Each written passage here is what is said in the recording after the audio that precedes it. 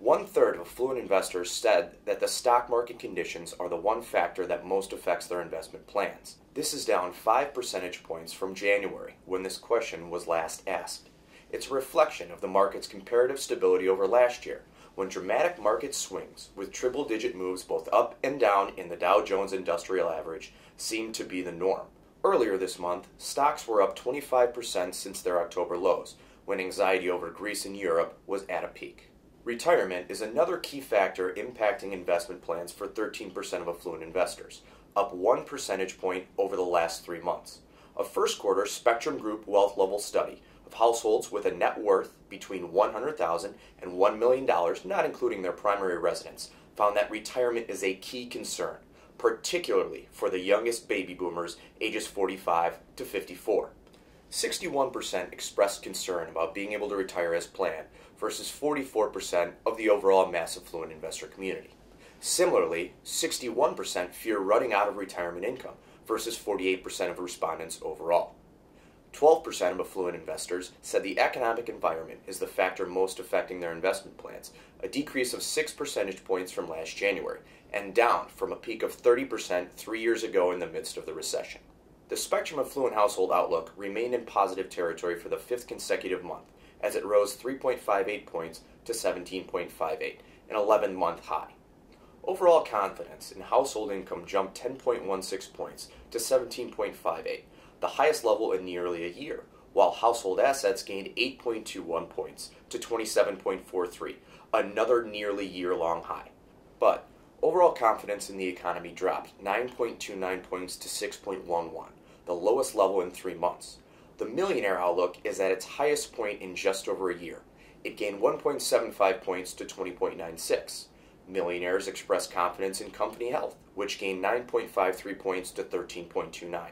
But millionaires are not so positively disposed towards the economy, which dropped 12.35 points to 11.81. The non-millionaire outlook jumped 13.43 points, a rebound from its steep drop in February.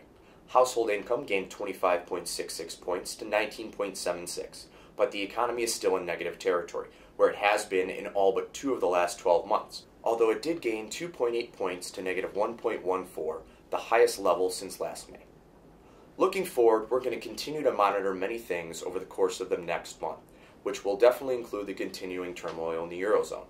French elections were held over the weekend, and over 1/3 of the French electorate voted for a far-left or far-right candidate, both of whom rejected austerity. New possible leadership in the country could very well be moving away from the compromises that were put in place during President Sarkozy's last 5 years in office, which is especially troublesome in light of the fact that this weekend the Prime Minister of the Netherlands just tendered his resignation. The resignation occurred after the Dutch government failed to reach an agreement in talks to receive tough spending cuts, which could in turn lead to the ratings agencies cutting the country's prized AAA rating. And this possible credit rating downgrade could end up having a wider fiscal implication for the entire Eurozone than many originally thought. The spread between the Dutch and benchmark German government bonds, which is the premium that investors demand in order to hold Dutch debt rather than German paper, widened to a 3-year high on Monday. Here at home, we're still facing a volatile stock market and tempered quarterly earnings, while gas prices continue to remain near record highs.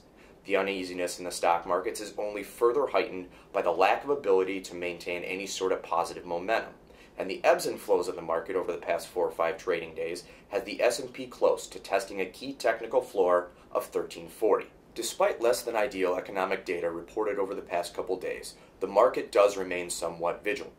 Yesterday's Consumer Confidence Index edged down to 69.2 from a downwardly revised 69.5 in March.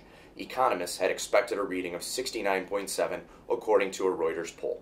As always, we will make sure to do our part to keep everyone posted with the latest trends and insights in the financial markets and affluent community. Thank you for watching. Have a great day.